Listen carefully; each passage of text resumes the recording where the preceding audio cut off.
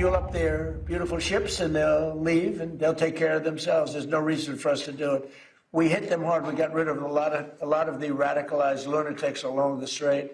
But if they want something, but I would say that within 2 weeks, maybe 3, we're hitting them very hard. Last night we knocked out tremendous amounts of missile-making facilities. We, as you probably read or wrote, we knocked out.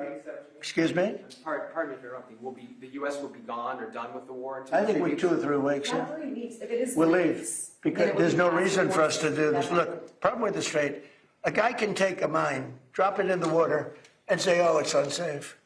It's not like you're taking out an army or you're taking out a country or they can drop it. Or you can take a machine gun from the shore and shoot a few bullets at a ship, or maybe an over-the-shoulder missile, small missiles. That's not for us. That'll be for France. That'll be for whoever's using the strait. But I think when we leave, probably that's all cleared up. Today, I heard tremendous numbers of ships were sailing through. We're negotiating with them right now. They've been, again, we have had regime change. Now, regime change was not one of the things I had as a goal. I had one goal. They will have no nuclear weapon. And that goal has been attained. They will not have nuclear weapons. But we're finishing the job. And I think within maybe 2 weeks, maybe a couple of days longer to do the job. But we want to knock out every single thing they have. Now, it's possible that we'll make a deal before that because we'll hit bridges, and we've hit some. We'll hit some bridges. We've got a couple of nice bridges in mind. But if they come to the table, that'll be good. But it doesn't matter whether they come or not. We've set them back. It'll take 15 to 20 years for them to rebuild what we've done to them. They have no Navy. They have no military. They have no Air Force. They have no telecommunications. They have no anti-aircraft systems.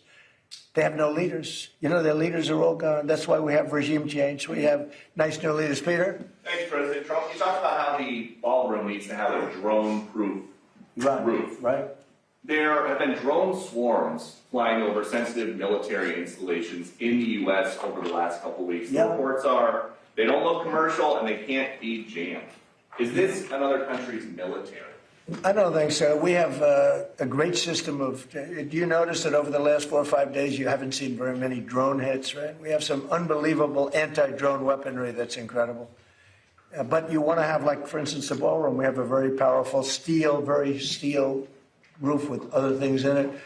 And you want to have, if you're building a building for security, just like his judge's opinion, you have to have security for the president and his staff. You need heavy, strong ceilings. You need seriously thick, bulletproof, ballistic glass. And we have that. Other buildings don't. You know, fairly modern buildings don't have that. They have roofs that are weak and they have regular glass windows. There was this incident down at Barksdale, though, where apparently a whole swarm of drones for a couple hours was over the flight line. There's a lot of really important planes down there. Yeah. How concerned are you that this is something? Well, I'm not some other concerned. country is Yeah. scoping out? Yeah, I know about it. They've checked that out and they've gotten to the bottom of it. You know, you have a lot of people now that fly these things all over the place, and we're coming down very hard on them. But we're able to take them out militarily. We're able to take them out very easily. And a new thing is lasers. You know, the lasers are becoming very, very effective. You hit a drone and it melts in air. It's a beautiful thing to see. If it's coming at you, having a laser is a very nice thing. But we have, there are methods of defending against drones. I mean, the advantage from the standpoint of defense is they don't go very fast relative to a F-22, that plane right over there.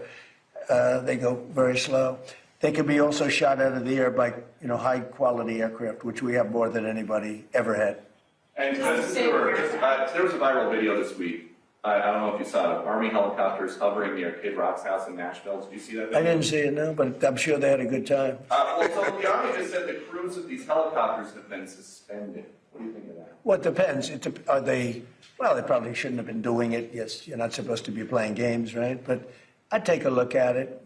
They like Kid Rock. I like Kid Rock. Maybe they were trying to defend him. I don't know. Does Iran have to make a deal for the U.S. to end its operation in Iran? And No, have you spoken, no. and Iran have you doesn't spoken have to. directly? Iran doesn't have to make a deal. No. Yeah, I've spoken to a lot of people. It's a new regime. They are much more accessible. They are right. You know, they said, we have a present for you, Mr. President, out of respect. And they said, wait a minute, you wanted me to answer the question. You're a fresh person. You know, we've had a lot of problems with you, haven't we? No, they don't. You asked me a question. No, they don't have to make a deal with me. When we feel that they are, for a long period of time, put into the Stone Ages and they won't be able to come up with a nuclear weapon, then we'll leave. Whether we have a deal or not, it's irrelevant. Now, it's possible that we'll have a deal because they want to make a deal. They want to make a deal more than I want to make a deal. But in a fairly short period of time, we'll be finished. They will not be able to do a nuclear weapon for years. And when they are ready, maybe in a long time from now, able to do a nuclear weapon, you'll have a president that will be like me in that he will go there and he'll knock the hell out of them again because they cannot have a nuclear weapon. They are very radicalized people. They're very sick leaderships. And I will say, though, that the leadership we're dealing with now, with the new regime, because we have a new regime, and the new regime is much better than the past. Yeah. Mr. President, the Iranian government threatened a bunch of U.S. companies today in the region, including Google, Apple. With what? What did they threaten them with? PP guns? Or well, that's a they don't have much question. left to threaten. My question for you is, are you... I don't know. US I mean, what did companies- they, you made a statement. What did they threaten them with? I don't know. Tell me, how did they threaten them? Well, all I know is that they threatened them, sir. What does that mean? Fair enough? You said something nasty? Is the government in touch with these companies? Are you helping to backstop them? You don't even know what the threat was. What was the threat? I haven't heard it. What was the threat? I'll get back Did to they you. say they're going to blow them up? They're going to hit them? They're not. You know what they're not going to do? They're not going to hit them with a nuclear weapon. Is this something you're concerned about, sir? No. Iran's RGC issues a warning that they will target 18 U.S. technology companies if the U.S. continues targeted assassinations of Iranian leaders beginning on April 1st. Those companies include really? NVIDIA, Apple, Microsoft. Most of those people are dead already. Yeah, Peter? I got one. Your son Eric posted a photo of what will be the Trump Presidential Library. It's a huge skyscraper. In Miami? Is that all a library? What else is going in? No, well, it's a library. It's a museum or library. It's a presidential, but I wouldn't start it till I'm out of office. I don't believe in building libraries or museums. It's really like the Barack Hussein Obama one in Chicago. In not a good location, and it's a very unattractive building that's seriously late and seriously over budget. I think you're going to see a great one here, and it'll go up on time, on budget, best location in Miami. They say it's the best block in Miami, and the state worked with us. Will people live in the floors? No, it's going to be most likely a hotel. You know, this concept could be office, but it's most likely going to be a hotel with a beautiful building underneath and a 747 Air Force One in the lobby, which is going to be a trick. And the Supreme Court tomorrow is going to hear arguments about your executive order trying to get rid of birthright citizenship. And I'm going. You're going to go to the Supreme Court I think tomorrow? so. I do believe. And just sit there and listen. Because I have listened to this argument for so long, and this is not about Chinese billionaires or billionaires from other countries who all of a sudden have 75 children or 59 children in one case or 10 children becoming American citizens. This was about slaves. And if you take a look, slaves, we're talking about slaves from the Civil War. And if you take a look at when it was filed, all of this legislation, all of this, everything having to do with birthright citizenship, it was at the end of the Civil War. The reason was it had to do with the babies of slaves and the protection of the babies of slaves. It didn't have to do with the protection of multi-millionaires and billionaires wanting to have their children get an American citizenship. It is the craziest thing I've ever seen. It's been so badly handled by legal people over the years. If you look at the original birthright citizenship papers, they all happened right after the Civil War. The reason was it had to do with the babies of slaves. And hopefully it's going to say, because our country is being scammed. We're getting all of these people. They're selling the rights to them. People are making a big living, getting hundreds of thousands and even millions of dollars from bringing people in and saying, congratulations, your whole family is going to be a citizen of the United States of America. That's not what it was for. It wasn't for billionaires bringing people in or family in. It was for the children of slaves. And what you really have to do, and I don't think the lawyers talk about it as much, look at when the Civil War ended and look at the date of when this was enacted.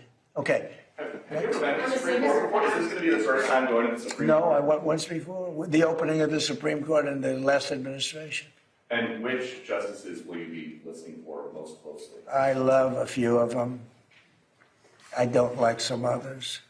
And you know, you say what you want, but you have the ones that were appointed by Barack Hussein Obama and Biden. I don't care how good your case is. You can have the greatest case ever. They're going to rule against you. They always do. And it's not supposed to be that way. Now, the Republicans tend to be very different. They want to show how honorable they are. So a man can appoint them and they can rule against him. It's so proud of it. We're so proud we ruled against Trump. We're so proud. We're above it. There are those that say that's wonderful, and there are those that say they're so stupid. But the Democrats never fail at one thing. When Barack Hussein Obama or when Biden appoints somebody, they go along that line. You can have the greatest case in history. And almost, I guess I have to say almost, maybe I don't have to say it, almost without fail, those people, 4 of them, sometimes 5 of them, but 4 of them will vote against you. You don't have a chance. You don't have a chance. And that's not what the court system is. Now, the Republican appointees tend to go, and this has been long before me. This has been for many years. Some people would call it stupidity. Some people would call it disloyal. Some people would say they're right in doing it. And I don't mind being right, but the other side almost never does it. Almost. I think you could find maybe a couple of instances. Almost never does. When a Democrat appoints a judge, and I'm talking about judges, not just justices, you go before some of these Democrat judges in Washington, D.C., and you don't have a chance. That's why I gave pardons to hundreds of people that were so badly treated, having to do with J6. Yeah? President Smith, next. Oh, do you have a question? Yeah. Let's go. I didn't see you over there. Sorry. You've been so nice. Here we go. Now she's gonna hit me with a bad one. Go ahead. On the Save America Act, Mr. President, do you still think it's going to pass? Were you I signing don't know. this? It's the craziest thing. The Democrats are totally against it. Again, they're unified. I think maybe you would have Fetterman, who I have a lot of respect for, but the Democrats are unified against it, and you need Democrat votes. Unless you do something smart called the filibuster, terminate the filibuster, which they should do. Republicans should do that, but there are a couple of Republicans that maybe they're not so smart because the Democrats will do it on the first day in office, maybe the first hour. It's a question, will it be the first hour or the first day? So who can believe that a person, you can't even get it to the floor, that a person wouldn't vote for, think of it, for citizenship, proof of citizenship, for voter identification. And we also added one, we added mail-in ballots. Mail-in ballots with exceptions for the military, for people that are sick, people that are traveling, for the disabled. We have very generous exceptions. But who would believe that that would be possible not to get those things to vote for? And then we added, best of Trump, we added no men in women's sports, different subject.